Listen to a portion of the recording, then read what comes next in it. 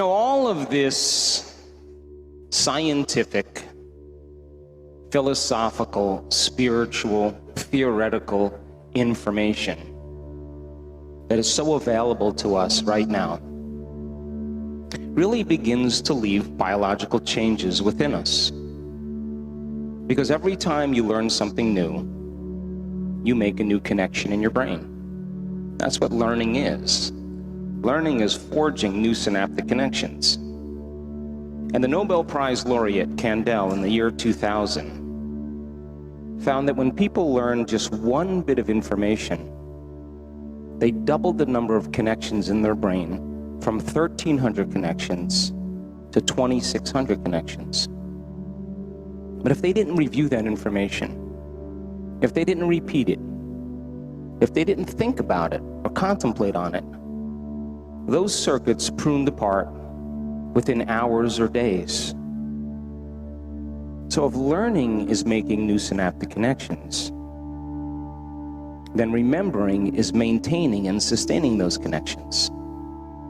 Physical evidence in your brain as a result of your interaction in the environment, footprints of consciousness. But if you can take that information and apply it, personalize it, demonstrate it, modify your behaviors in some way and do something differently, get your actions equal to your intentions and your mind and body working together, you are going to run into a new experience. And when you're in the midst of an experience, all of your five senses plug you into the external environment. And as your brain is gathering all this vital sensory data, all that information rushes back to your brain, and jungles of neurons organize themselves into networks, reinforcing the philosophical information, enriching the circuits in your brain, because that's what experience does. And the moment those neurons string into place, the brain makes a chemical. And that chemical is called a feeling or an emotion. And in that moment, you begin to chemically teach your body to understand what your mind has intellectually understood. And we could say that knowledge is for the mind and experience is for the body. And in that moment, you are embodying the truth of that philosophy. And you're signaling new genes in new ways and rewriting a program. Emotionally teaching your body or instructing it to understand what the mind is intellectually understood. That's what experience does. So when you feel like a leader, when you feel successful, when you feel like a patient parent, when you feel compassion, now your mind and body are working together. But it's not enough to do it once. If you've done it once, it means you should be able to do it again. And if you can repeat any experience at will and do it over and over again, you are going to neurochemically condition your mind and body to work as one.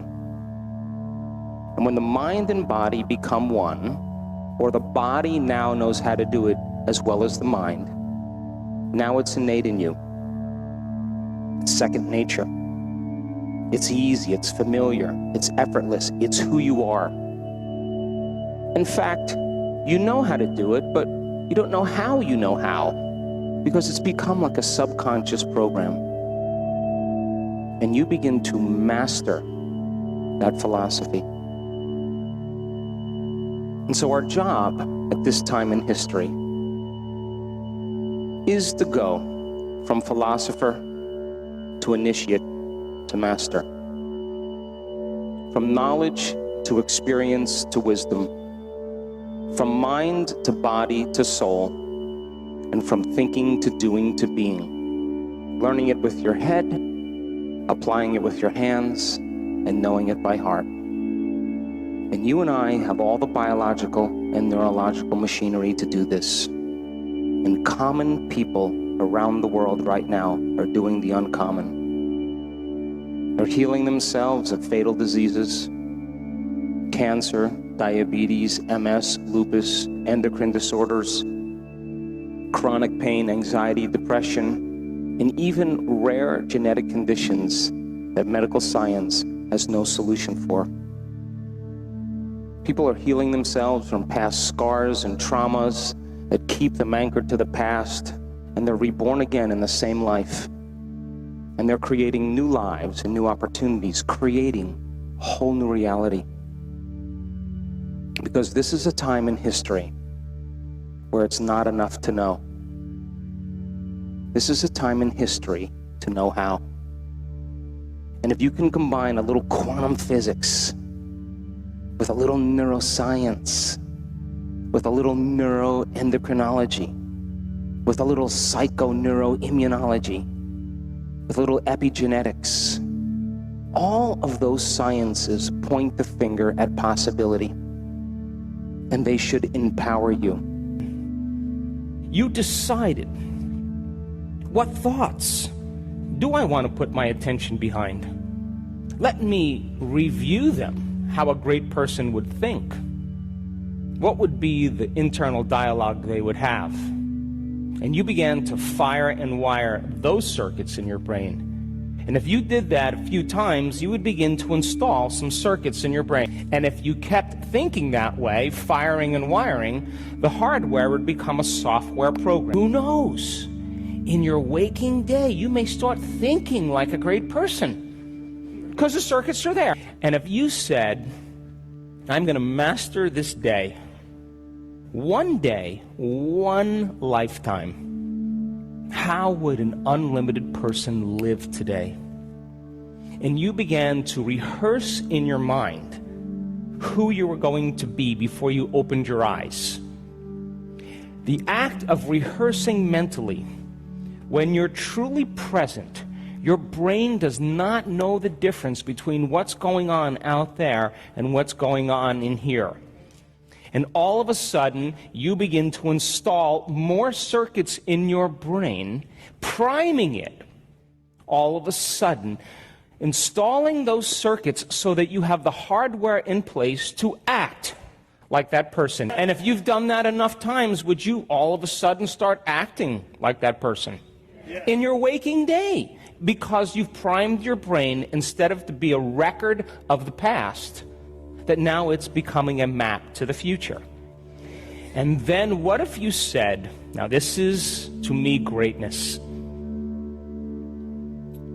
can I teach my body emotionally what my future is going to feel like before it's made manifest? Now, this is the challenge, because we've studied this so much. Most people wait for their wealth to feel abundant and worthy.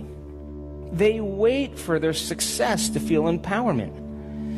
They wait for the healing to feel gratitude and wholeness.